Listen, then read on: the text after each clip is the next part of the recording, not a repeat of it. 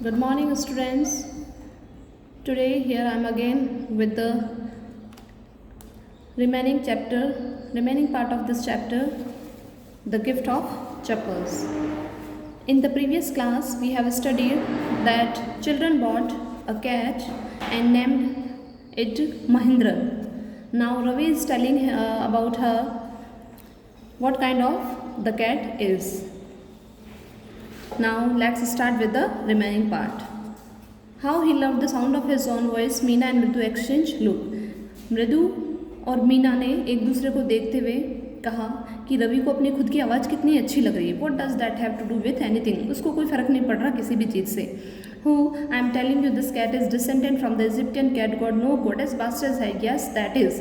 अब वो वहाँ पर रवि फिर अगेन ही इज़ कंटिन्यू बोल रहा है. क्या बोल रहा है कि ये जो कैट है ये इजिप्टियन कैट गॉड जो है उनकी डिसेंडेंट है. डिसेंडेंट यानी उनकी उत्तराधिकारी, उन्हीं की पूर्वज है ये.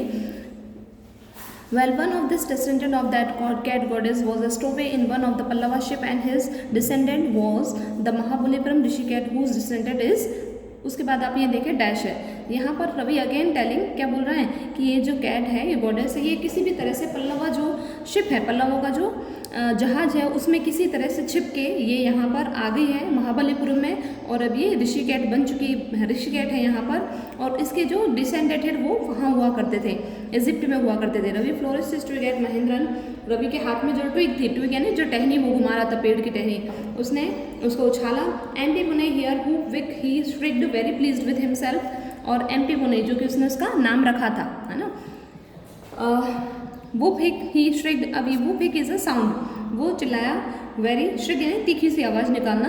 Very please with himself. अब अपने आप जो वो चीज़ों को एक्सप्लेन कर रहा है उससे बहुत ही अपने आप को बहुत ही वो खुश कर रहा है. Mahendran looked up alarm. अब जैसे ही उसने जो ट्विग थी वो महेंद्रन के ऊपर फेंकी तो महेंद्र जो एकदम से अलार्म यानी चौंक गई या चौंक गया. उसका नाम महेंद्रन है. He had just been a sharpening his claws on the edge of the coconut shell. अब वहाँ पे जो कोकोनट शेल था जिससे उसने मिल्क पिया था उसके ऊपर वो अपने क्लोज को, है ना, अपने जो पंजे होते हैं, नाखून जो होते हैं, उनको शार्प कर रहा था. बट वर्ड्स देन रविज ऑल फॉर हु फिक वॉज अ क्रीच. अब लेकिन जो रवि की आवाज़ थी उससे भी ज़्यादा एक बेकार सी आवाज़ जो आ रही थी फ्रॉम द विंडो, वो खिड़की से आ रही थी. What a weird sound. ये कितनी वियर्ड सी साउंड थी. इफ मृदु वॉज स्टार्टल एम्पी पुणे was frighted out of his wits. अब उस आवाज़ से मृदु भी स्टार्टल यानी चकित रह गई और एम्पी पुणे जो थी बिल्ली वो भी डर गई. Out of his wits hair standing on end he bounced up. और डर के मारे एकदम से उसने छलांग लगाई towards a bamboo tray of red chillies that had been set out to dry. और वहाँ पर एक बैम्बू की ट्रे थी, उसमें कुछ रेड चिलीज रखी हुई थी सुखाने के लिए. उनके ऊपर जैसे बिल्ली कूदी, trying to hides beneath it, उनके नीचे छुपने के लिए. He tipped a little few chillies over himself. Meow he howled miserably. और वो जो चिलीज थी वो उछल के उसके ऊपर गिर पड़ी. बिल्ली म्याऊ करके चिल्लाई. The screeching went on and went on. अब ये जो क्रिच की साउंड है ना, जो बेकार सी साउंड होती है उसको क्रिच साउंड बोलते हैं, ये लगातार आई जा रही थी. व्हाट्स दैट नॉइज सेड मृदु. मृदु ने कहा ये आवाज़ कहाँ से आ रही है. That's Lali learning to play the violin grunted Ravi. अब रवि और मीना यहाँ पर बात कर रहे हैं और मृदु उनको कंपनी दे रही है. अब रवि कह रहा है कि ये जो साउंड आ रही है ये वायलिन की साउंड है. वायलिन जो वहाँ पर लाली सीख रही है विंडो में, है ना, मतलब एक रूम है उनके, वहाँ पर बैठकर लाली वायलिन सीख रही है. She will never learn a thing. The music master just goes on playing like a train wheezing on and on while Lali is all the time driving going completely of track. अब यहाँ पर रवि जो है वो यहाँ पर ऐसा लग रहा है जैसे बहुत ही कॉन्फिडेंट है अपने आप के अंदर, है ना. वो ऐसा लगता है जैसे दुनिया का सारा नॉलेज उसी के पास में है ना. वो कह रहा है कि लाली कभी नहीं सीख सकती, वायलिन बजाना कभी नहीं सीख सकती है. म्यूजिक मास्टर जो है वो हमेशा एक ट्रेन जो होती है जैसे अपनी पटरी पे बिल्कुल एकदम रिदम के साथ चलती है, ऐसे ही वो अपने नोट्स के साथ चलते हैं. लेकिन लाली जो है वो बार बार जैसे ट्रेन जो है पटरी से उतर जाती है, ट्रैक से उतर जाती है, बिल्कुल लाली भी उसी तरह से उतर जाती है, कंप्लीटली ऑफ द ट्रैक से उतर जाती है. इसका मतलब वो कभी सीख नहीं पाएगी. Now come to the next part. अब आगे हम देखते हैं, सेकंड पार्ट स्टार्ट हो चुका है. अब यहाँ पे जो क्वेश्चंस हैं try to find it in your rough notebook, then I will check it out. Mridu crept up to the window. अब जिस विंडो में से वो आवाज़ आ रही थी, है ना, मृदु वहाँ पर चुपचाप गई और उसने झाँकने की कोशिश करी कि आवाज़ कहाँ से आ रही है, किसकी आवाज़ आ रही है. Lali was sitting a little distance away. अब now you can see here that Lali is sitting and learning violin and 3 of the children are watching there. Lali was sitting a little distance away, Lali जो है थोड़ा सा दूर बैठी हुई है, आप देख सकते हैं, म्यूजिक मास्टर से थोड़ा दूर बैठी हुई है। ऑकवर्डली होल्डिंग हर वायलिन, और बहुत ही अलग ढंग से उसने वायलिन को पकड़ा हुआ है, आप देख सकते हैं। Holding her violin, her elbow jutting out and her eyes glazed with concentration, उसकी एल्बो है जो जटिंग यानी थोड़ी सी मुड़ी हुई है, और उसकी आइज जो है बड़ी कंसंट्रेट के साथ वो देख रही है। In front of her with most of his back to the window, और इन फ्रंट ऑफ, उसके जस्ट सामने अपनी पीठ को पीछे की तरफ विंडो की तरफ किए हुए कौन बैठा है, was the bony figure of the music master. Music master यहाँ पर बैठे हुए हैं। He had mostly bald head with a fringe of oiled black hair falling around his ears and old fashion tuft. अब यहाँ देख सकते हैं म्यूजिक मास्टर को ऑयल्स किया हुआ उन्होंने, बाल है, और मोस्ट पार्ट जो है कैसा है, बाल्ड यानी विदाउट हेयर, है ना, बिना बालों का जो सिर होता है वो बाल्ड कहलाते हैं, गंजा। तो यहाँ म्यूजिक मास्टर ने ऑयल के हुए जो बाल हैं वो पीछे बांध रखे हैं। अ गोल्ड चैन ग्लिम्ड, और एक सोने की चैन जो है उन्होंने पहन रखी है, वो चमक रही है उनकी लेदरी नेक पर, जो मोटी गर्दन है उसके ऊपर। And diamond ring glittered on his hand as it glided up and down stream of the violin. अब म्यूजिक मास्टर की जो अंगुलियाँ वायलिन के ऊपर चल रही है ना, उसके साथ साथ जब वो अपने हाथ को हिलाते हैं तो एक डायमंड रिंग जो पहनी हुई है उसका डायमंड भी ग्लाइडेड चमक रहा है। A large foot stuck out from beneath his gold bordered vestige, और जो उन्होंने धोती पहनी हुई है उसमें से एक नीचे आप देख सकते हैं पैर निकला हुआ है, जो कैसा है, बड़ा मोटा सा, है ना, वो बाहर निकला हुआ है।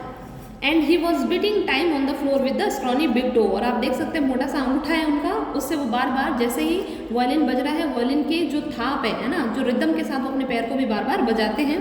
ही प्लेड अ फ्यू नोट्स, वो थोड़े नोट्स बजा रहे हैं। Lali stumbled behind him on her violin, और लाली भी उनको फॉलो करने की कोशिश कर रही है, which looked quite helpless and unhappy in her hand. लेकिन लाली जो है अभी न्यू लर्नर है तो उसके लिए बड़ा मुश्किल हो रहा है इस चीज़ को सीखना, लेकिन वो अनहैप्पी सी लग रही है कि सीख नहीं पा रही है। What a difference! The music master's notes seemed to float up and settle perfectly into the invisible tracks of the melody.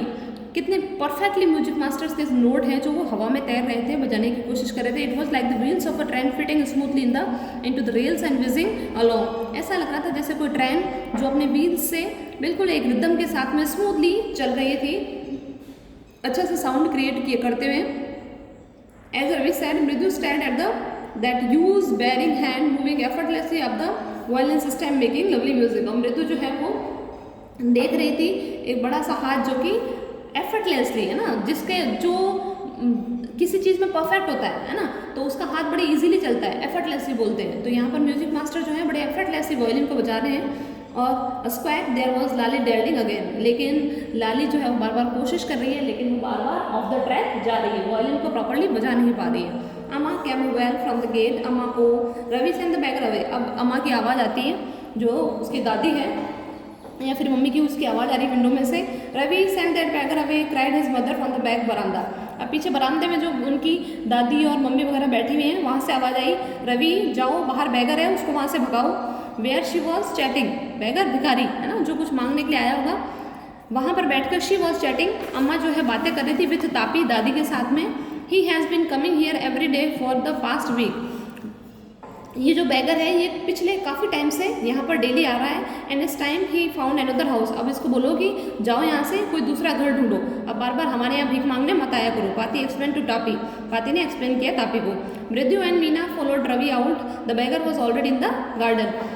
अब रवि जब उस भिखारी को भगाने के लिए वहाँ से गया है, मृदु और मीना भी उसके पीछे पीछे आ गई हैं। Making himself quite at home, he had spread his upper cloth under the Neem tree. अब उनके घर में जो नीम का पेड़ है वहाँ पर वो जो भिखारी है आराम से अपनी धोती को बिछा के बैठ गया है। And was leaning against his trunk, और पेड़ का जो ट्रंक पार्ट है उसके पास में उसमें अपनी बैक को टिका के आराम से बैठ गया, रेस्ट करने की मुद्रा में वो। Apparently prepare to take a little snooze, और वो क्या थोड़ी सी नींद लेना चाहता है, स्नूज यानी थोड़ी देर के लिए वो सोना चाहता है। While he waited for the alms to appear, कि जब तक भीख देने के लिए कोई आ जाए, भीख मांग रहा है ना वो, तो कुछ देने के लिए जब तक आए तब तक मैं थोड़ा रेस्ट कर लेता हूँ। ये भिखारी का मूड लग रहा है। Go away said Ravi sternly, my Paati says it's time to find another house to beg. अब रवि ने आते से चिल्ला के जोर से बोला कि तुम जाओ यहाँ से, मेरी पाती ने बोला है कि तुम अब जाओ और दूसरा घर ढूंढो, अब तुम्हें भीख यहाँ से हम नहीं देंगे, रोज रोज हम भीख तुम्हें नहीं देंगे। The bagger opened his eyes very wide and gazed at each of the children one by one. अब बैगर ने अचानक से अपनी आंखों को खोलकर और देखा, और उसकी तरफ एक एक करके चिल्ड्रन की तरफ देख रहा है। The ladies of this house, he said at last in a voice choked with feeling, are very kind soul. अब भिखारी बोल रहा है कि जो उसका गला है वो चौक हो गया, रुंध गया, है ना, क्योंकि उसको लग रहा है ऐसा कैसे, रोज़ तो यहाँ से मुझे भीख मिल रही है, बच्चे मुझे यहाँ से डांट के भगाने की कोशिश कर रहे हैं। तो कह रहा है कि इस घर की जो लेडीज़ है बहुत ही काइंड है ना, बहुत दयालु है, वो मुझे हमेशा भीख दे देती है, आज ऐसा क्या हो गया। I kept my body and soul together on their generosity for a whole week. मैं काफ़ी हफ्ते से मैं अपनी बॉडी और soul together, it's a proverb है ना, इसका मीनिंग यहाँ देख सकते हैं, मैनेज टू स्टे अलाइव है ना, अपने आप को जिंदा रखना, अपने लिए कमाना।